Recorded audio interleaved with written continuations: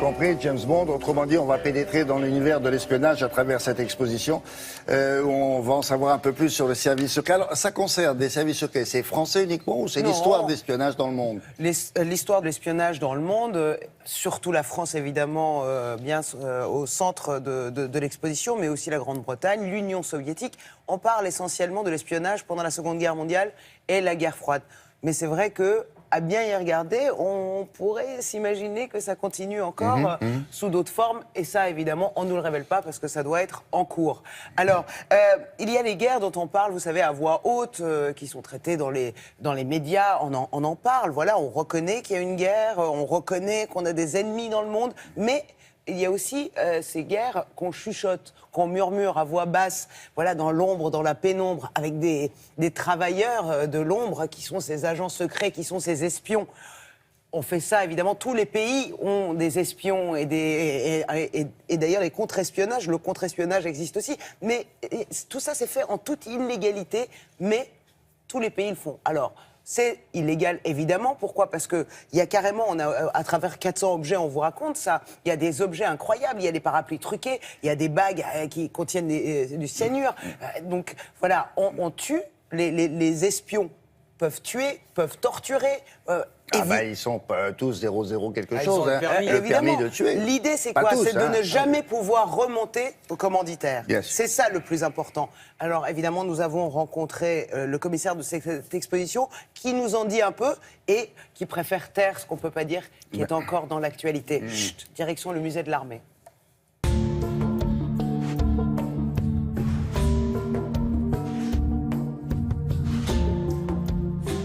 Une guerre secrète, c'est une guerre qui est menée dans l'ombre par les États pour connaître les intentions de l'ennemi. Donc on s'infiltre dans le dispositif ennemi pour connaître ses capacités, ainsi que pour mener des opérations clandestines, violentes, pour l'affaiblir.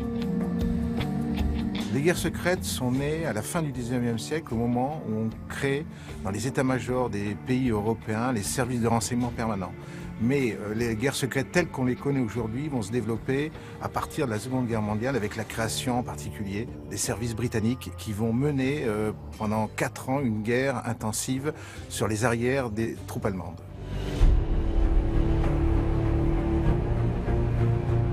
Il y a 2 grands types d'agents. Les agents permanents, qui sont des fonctionnaires qui appartiennent à un service secret, par exemple aujourd'hui appartiennent à la DGSE. Et on a des occasionnels qui peuvent être essentiellement des sources, c'est-à-dire des gens qui fournissent du renseignement, qui sont plus ou moins manipulés par un officier traitant. Ces sources, elles ont besoin d'argent, elles trahissent par idéologie ou elles sont compromises dans des affaires qui pourraient avoir des conséquences pour leur vie privée.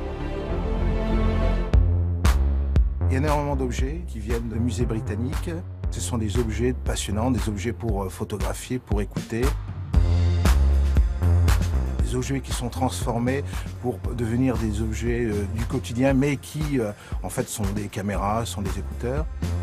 Il y a un sac à main qui est présenté, c'est un sac à main d'une résistante, à l'intérieur duquel étaient cachés des tracts. Pendant la Seconde Guerre mondiale, un tiers des agents britanniques étaient des femmes. Donc c'est une guerre qui se conjugue à la fois au féminin et au masculin. Quand on a découvert un renseignement, il faut le transmettre. C'est la partie la plus délicate et la plus dangereuse. Et ils sont transmis de manière chiffrée, avec un code particulier. Et ce code évolue bien sûr en fonction des jours, en fonction des mois, pour éviter d'être cassé. Donc on présente différents types de codes, de machines à coder. Et en particulier, la plus importante de la Seconde Guerre mondiale, la machine Enigma, utilisée par les forces allemandes pour transmettre leurs informations à différents niveaux de la hiérarchie.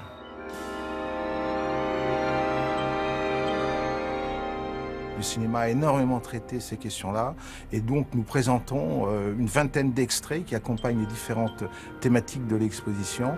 De films à la fois fantasmés, type James Bond, humoristiques, type OSS 117, jusqu'aux films les plus sérieux, comme L'espion qui venait du froid, qui est un grand classique où John le Carré montre la détresse d'un agent en regard des missions qui lui sont confiées. On ne dévoile aucun secret qui pourrait avoir des incidences aujourd'hui, même si parfois les mécanismes ne changent pas et on utilise toujours les mêmes méthodes pour mener ces guerres. Et là, la démonstration s'arrête jusqu'à quelle année, par exemple, ce que l'on fait en ce moment, Non, là, c'est vraiment sur la Seconde Guerre mondiale et la guerre froide. Voilà, ça s'arrête là, parce que voilà, on peut pas tout dire. Mais vous avez jusqu'au 29 janvier pour aller voir. Vous savez, ce qui est génial, c'est que la réalité fait face à la fiction. Donc, ils ont mis en face les costumes de OSS 117, de James Bond, et en face, vous avez les costumes et les objets des vrais James Bond. Jusqu'au 29 janvier, au musée de l'Armée, et je vous fais un énorme bisou. Merci beaucoup.